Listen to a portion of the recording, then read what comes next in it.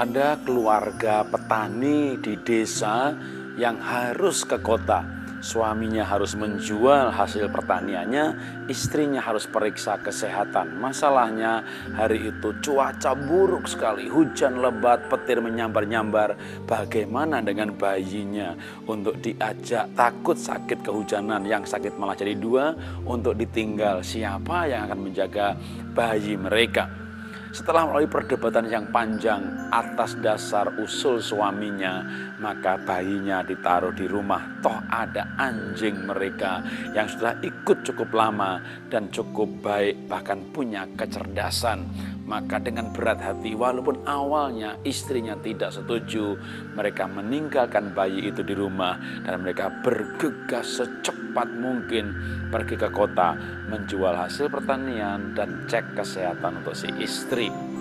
Ketika mereka pulang ke rumah, singkat cerita, sampai di rumah sekembalinya dari kota, wah, di pintu gerbang halaman anjingnya menyambut mereka dengan gonggongan yang tidak seperti biasanya.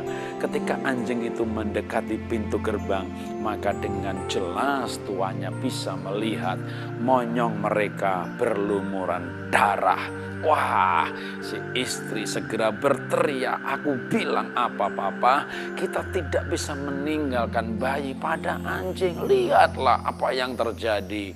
Suami pun ikut kalap, dia ambil balok, dia pukul anjing keras-keras. Anjing pun menggonggong dengan suara yang memilukan, lalu roboh rebah. Matanya terlihat sangat sendu.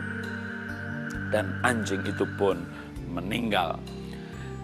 Suami istri ini bergegas berlari masuk ke rumahnya dan menjumpai di kamarnya bayinya tidur pulas dengan wajah yang lucu.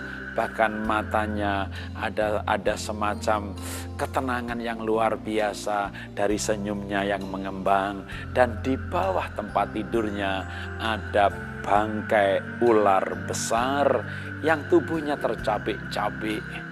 Si tuan melihat hal itu, dia duduk terkulai sementara suaminya berlari mendapatkan kembali bangkai anjingnya yang telah berjuang menyelamatkan bayinya dengan berkelahi memakan ular besar itu. Cerita ini cukup mengharukan menurut saya, tapi apa yang kita bisa pelajari? Kita boleh saja marah, ya, tapi seharusnya kita cukup hati-hati untuk mengecek semua kebenaran. Tentu juga kita boleh belajar sebenarnya yang namanya juga bayi tidak boleh diserahkan, dipercayakan kepada binatang. Bagaimanapun juga, mungkin dengan digendong, dengan ditutup yang lebih rapat, dipaksa dibawa ke kota pun mungkin kehujanan tidaklah seberbahaya ada ular atau anjing misalnya. Tapi saya soroti khususnya hari ini dari segi ketidakhati-hatian bertindak tanpa mengecek kebenaran.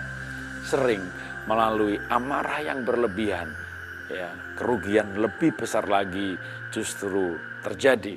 Karena itu jangan biarkan hidup ini amarah, emosi meledak, membakar hati kita, lalu kita bertindak dengan begitu lancang atau bertindak tanpa kehati-hatian. Akan selalu ada situasi-situasi yang lain, cerita-cerita yang berbeda, keadaan-keadaan yang berbeda lagi, tapi intinya memicu amarah kita. Tapi saran saya, apabila menjumpai keadaan-keadaan yang sepertinya tidak terkendalikan, maka ambil nafas dalam-dalam. Ambil nafas dalam-dalam dan sebut nama Tuhan. Ingatlah Tuhan. Lalu cek kebenarannya, periksa semuanya. Kalau setelah itu mau bertindak, mau marah, mau menghukum, silahkan. Tapi itu hanya setelah mengecek semua kebenaran. Itulah cara hidup bijaksana, meraih kesuksesan dan juga bahagia. Salam dahsyat luar biasa.